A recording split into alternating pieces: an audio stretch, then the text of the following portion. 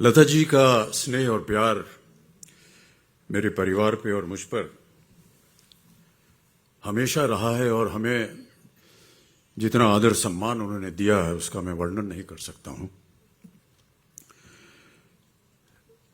न जाने क्या ऐसी बात थी कि वो जब भी मुझसे मिलती थी या हमारे परिवार के सदस्यों से मिलती थी तो एक अलग तरह का उनका स्नेह और प्यार होता था।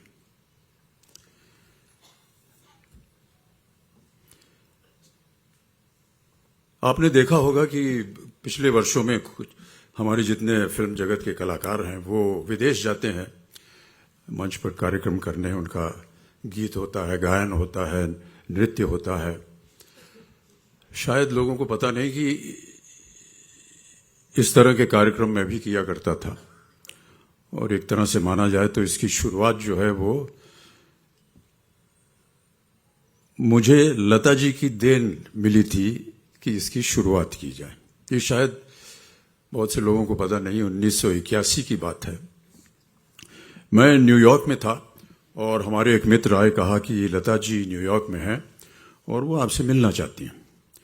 तो मैं लता जी से मिलने गया। उन्होंने कहा, अमिताभ जी, मेरा यहाँ मंच पर एक कार्यक्रम है मैडिसन स्क्वायर गार्डन, जो कि बहुत ही विख्यात अमेरिका का एक स्टेडियम है। वहाँ पर एक हॉल है फेल्ट फोरम, जहाँ पर उनका कार्यक्रम होना था। उन्होंने कहा, यहाँ मैं चाहती हूँ कि आप 2 मिनट आकर के मेरी एक प्रस्तुति कर दें। लता जी का प्रस्तुति करना ये मेरे लिए समझ में नहीं आया है कैसे कह रही हैं, लेकिन क्योंकि वो लता मंगेशकर हैं इसलिए मैंने उनकी बात मान ली और मैंने कहा, ठीक है लता जी, मैं आ जाऊंगा। जाने लगा तो फिर उन्होंने कहा, अमिताभ जी सुनिए, हमने सुना है कि अभी आपने अपनी एक फिल्म में गाना गाया है। अरे मैंने कहा, नहीं लता जी, वो देखिए वो हल्का फुल्का वो शादी ब्याह में नोक शोक होती रहती है, उस तरह का एक गाना था। हमारे निर्देशक ने हमको होली के दिन सुना और उन्होंने कहा कि इसको फिल्म में डालना है, तो उन्होंने डाल दिया। फिल्म का नाम था लावारिस, गाना था मेरे अंगने में। अब हमारी हालत बहुत खराब हो गई क्योंकि हमने पहले कभी ऐसा किया नहीं था। लता जी ने आग्रह किया तो हम गए और बड़ी कठिनाई से हमने किसी तरह वो गाना वहाँ गा दिया। जनता में कुछ लोग जो थे वो ताली वाली बजा दिए, कुछ लोग खड़े होकर के नाचने लगे। जो हमारे मित्र थे उन्होंने ये देखा, उन्होंने कहा, भाई साहब, अब हर साल आपका कार्यक्रम होगा अलग अलग देशों विदेशों में। और इस तरह ये कार्यक्रम शुरू हुआ। ये 80 के दशक की बात है, तो इसका श्रेय जो है ये लता जी को जाता है। तत्पश्चात लता जी के साथ मंच पर उपस्थित होने का सौभाग्य में कई बार मिला और कई बार उनके साथ एक परफॉर्मेंस भी था, वो भी किया। लता जी के बारे में कई बार हम लोग सोचते हैं क्या है, और एक बार मैंने अपने पूज्य बाबूजी से पूछा कि लता मंगेशकर के बारे में आप कुछ बताइए। उन्होंने केवल एक शब्द कहा, शहद की धार। मिठास उनके गायन में शहद की तरह, और क्योंकि शहद की जो लय है वो कभी टूटती नहीं, इसलिए उनका स्वर जो है वो कभी टूटता नहीं। ये है लता मंगेशकर। मेरा हमेशा ऐसा मानना रहा है कि जब भी सही सुर लगता है तो हमारी आत्मा जो है वो परमात्मा से जुड़ जाती है। ये जो डोर है जो हमारी आत्माओं को परमात्मा के साथ जोड़ती है, ये है लता मंगेशकर जी का स्वर। जितनी बार उनके सुर को आप सुनेंगे तो आपको लगेगा कि उन्होंने आपकी आत्मा को परमात्मा से जोड़ दिया, एक ऐसी डोर से जो सदा झंकृत होती रहती है। इस उपलक्ष्य में मुझे लगा कि मुझे उनके बारे में थोड़ी सी कुछ और बातें कहनी चाहिए। तो हमारे एक मित्र हैं, उनसे मैंने कहा कि भाई साहब, ऐसा कार्यक्रम है, हमको कुछ बोलना पड़ेगा, तो हम लोग मिल करके कुछ लिख सकते हैं क्या?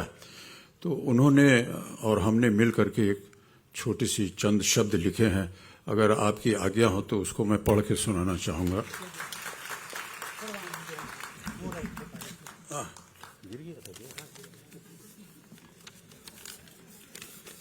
तो ये जो शब्द है इसको एक शीर्षक भी दिया हुआ है और शीर्षक है आकाशाची सावली। आकाशाची सावली। काळच्या त्या ज्वलंत वाळूवर अनवाणी चालत होतो मी, पुढच्या पावला पलीकडे पाहण्यास अक्षम। कारण काय की ते अशक्य होते, वेलच नव्हतं। तेव्हा कार्ययच उद्देश होते आणि कार्ययच कर्म होते।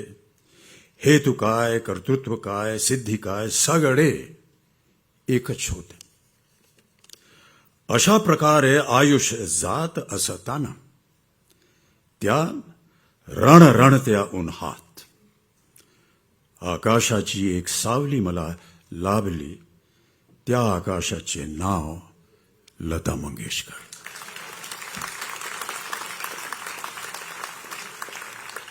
माझ्याकरिता लता दीदीचे स्वर हा संगीताचा परिचय होता।